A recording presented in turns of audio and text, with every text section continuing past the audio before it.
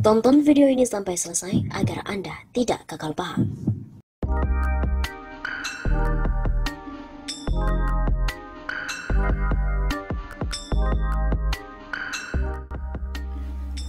Terungkap Najwa Shihab berhasil mendapatkan informasi rahasia Jokowi dari Mahfud MD.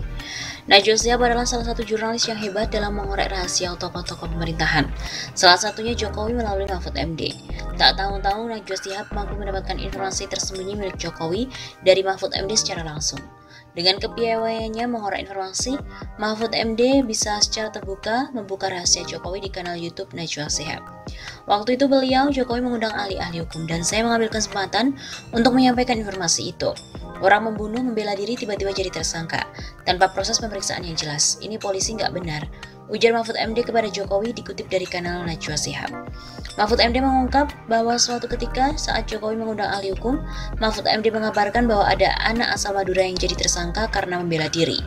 Karena informasi dari Mahfud MD inilah akhirnya anak tersebut dibebaskan. Bahkan Jokowi memerintahkan untuk memberikan penghargaan pada anak tersebut. Tahu apa yang terjadi? Besoknya anak yang jadi tersangka ini tiba-tiba dikeluarkan oleh polisi dan diberi penghargaan. Diberi penghargaan piagam sebagai orang yang telah membantu Polri, padahal sebelumnya udah tersangka, tidak pernah ada dalam sejarah.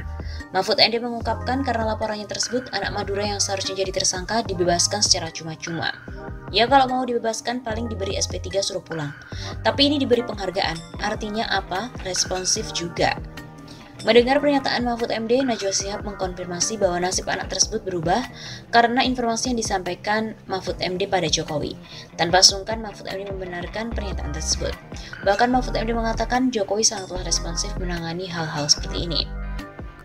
Mahfud MD membongkar momen di mana Jokowi memberikan kebijakan yang tepat untuk menyelamatkan anak dari Madura itu.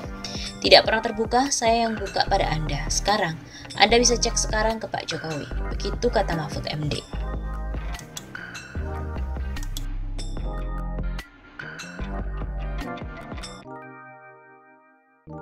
Ya, kalau saya hakim misalnya, ketika saya menjadi hakim itu dulu begini, sering mengatakan begini, karena hukum itu bisa diindustrikan, hukum itu bisa diolah sedemikian rupa, bisa menjadi industri hukum, bukan hukum industri. Maka kalau ada orang berperkara kepada saya, seketika itu juga saya bisa mengatakan, kalau Anda mau menang, saya tahu pasalnya, saya tahu undang-undangnya. Tapi kalau Anda mau salah, saya tahu juga pasalnya, saya tahu undang-undangnya untuk menyatakan Anda salah. Saya tahu pasalnya dan undang-undangnya untuk menyatakan Anda benar. Tinggal saya memilih. Mudah-mudahan ya kita doakan bahwa penegak hukum kita berlaku adil dan berlaku benar sesuai dengan tugasnya, melindungi dan mengayomi masyarakat, kemudian menjaga keamanan dan ketertiban masyarakat, lalu juga tugas Kamtibmas. Iya, walaupun terlalu dini tapi publik udah kira-kira ujungnya kemana.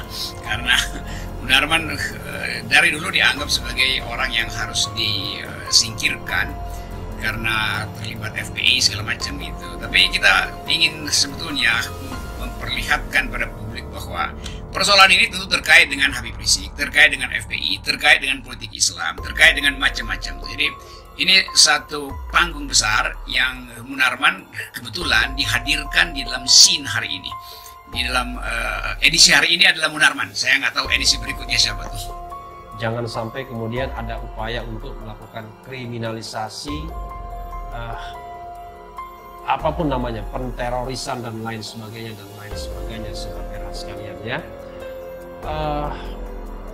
Ya patut disayangkan ya kalau memang benar bahwa penangkapan tersebut merupakan implementasi dari desas-desus selama ini. Kalau cuma pinter dalam ilmu hukum tuh gampang loh. Siapa? Kesini. Pak semua ini, wah bisa menang kamu. Ini pasalnya. Kalau saya bisa menangkan kamu, saya pakai undang-undang nomor 3. Tapi kalau saya pakai undang-undang pasar modal, bebas kamu. Tapi kalau saya pakai undang-undang pencucian uang, masuk penjara kamu. Tinggal kamu mau bayar berapa.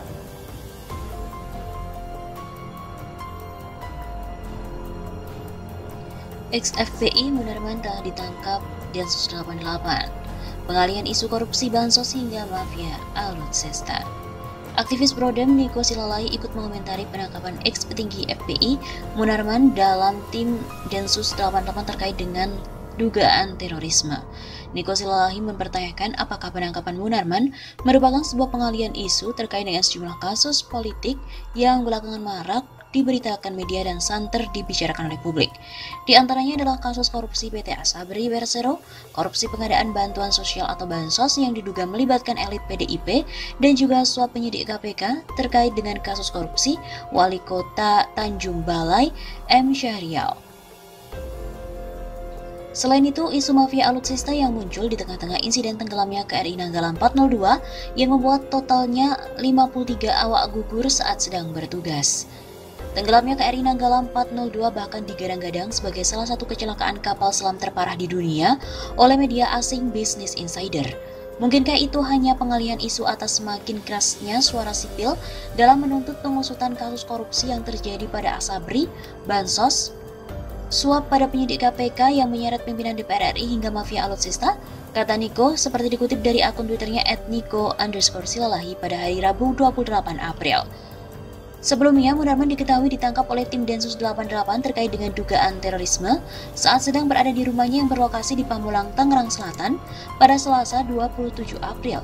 Munarman diduga telah menggerakkan orang lain untuk melakukan tindakan terorisme, bermufakat jahat untuk melakukan tindak pidana terorisme dan menyembunyikan informasi tentang terorisme. Tim Satgas Wil Densus 88 pun berhasil mengamankan sejumlah barang bukti setelah melakukan penggeledahan di rumah Munarman dan juga kantor sekretariat FPI di Petamburan, Jakarta Pusat.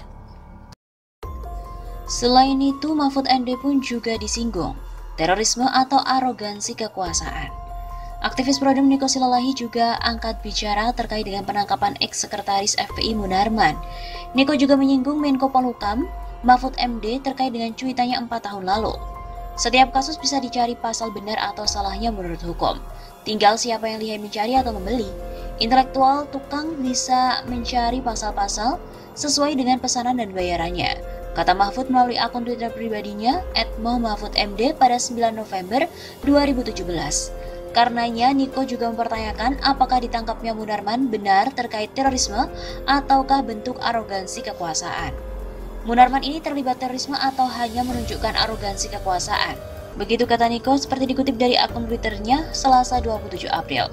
Dia pun juga mengatakan jika para penguasa semakin bersikap otoriter, maka akan menimbulkan pemberontakan sebagai wujud perlawanan. Jika perilaku kekuasaan semakin otoriter, maka yang pasti perlawanan akan melahirkan pemberontakan.